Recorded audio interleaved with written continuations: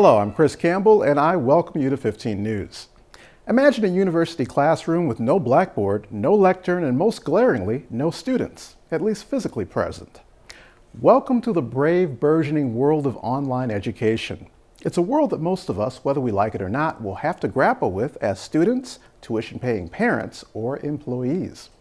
Nearly 3.5 million college or graduate students, that's 1 out of every 5, took at least one online course last fall, according to a survey of 2,500 campuses published by the National College Board and Babson College Research Group. And a recent event at a Southfield University campus reinforced that notion. The University of Phoenix was the site for a presentation that highlighted the emerging trend of blending multimedia tools with student learning. Dubbed Classroom of the Future, the program sought to detail how technology will be fused with learning moving forward.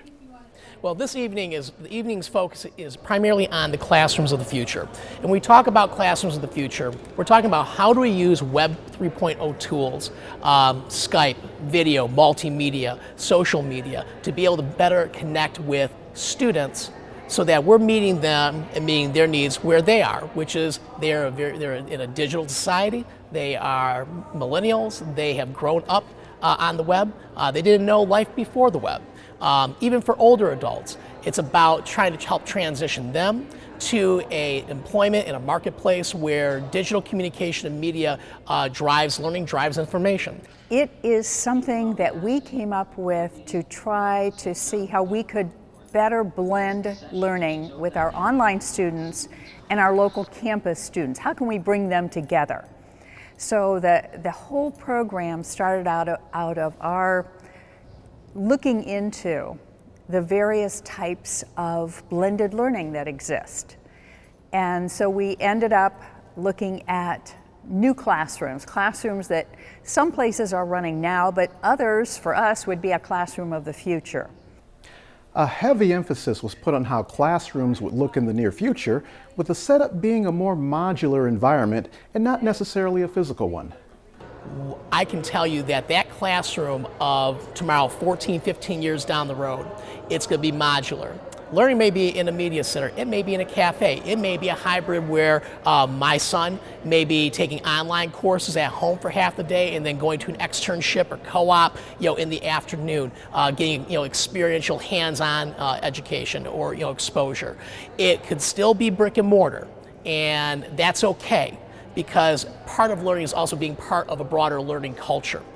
But in terms of where learning takes place, it's no longer just sequestered at the school building. It is anywhere, anytime, any place, any pace. And I know the governor has really talked about this.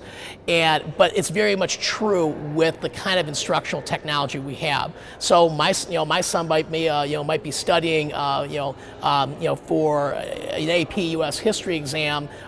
He might be prepping with his friends at a McDonald's or at a library. He might be actually receiving tutorial support or being connecting with the teacher via Google Hangouts or a discussion thread or video link or a WebEx.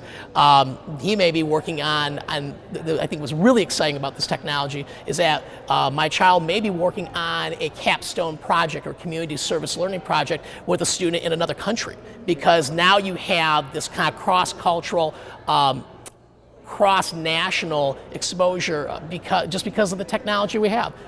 With young children being introduced to tablets and various other modes of integrated technology at an early age, University of Phoenix faculty felt the program was both timely and critical. Well, it's really interesting because one of our faculty today came in and said there's a new term that we're going to start using, which is homo textus.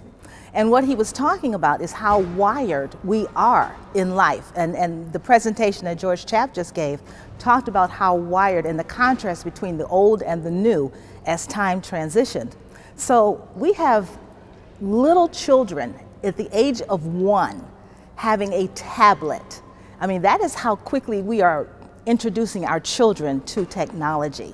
So just imagine, if you're going to introduce a child to a tablet at the age of 1 or 2, what is that child going to expect when they get to high school or college? So one of the problems that we have is that our learning environments, our teachers who are so used to just the traditional classroom environment, now we rapidly have to ramp ourselves up into this technology, because you will have 20 children in a class, and those 20 children will want to be focused on their iPads or their smartphones. And so what can we do to integrate technology with learning by meeting that child or that adult learner where they are? If they're in technology, we got to get in there too. And that's really the purpose of it. To get updates regarding the future of technology in the classroom or to enroll to take online university courses, visit phoenix.edu.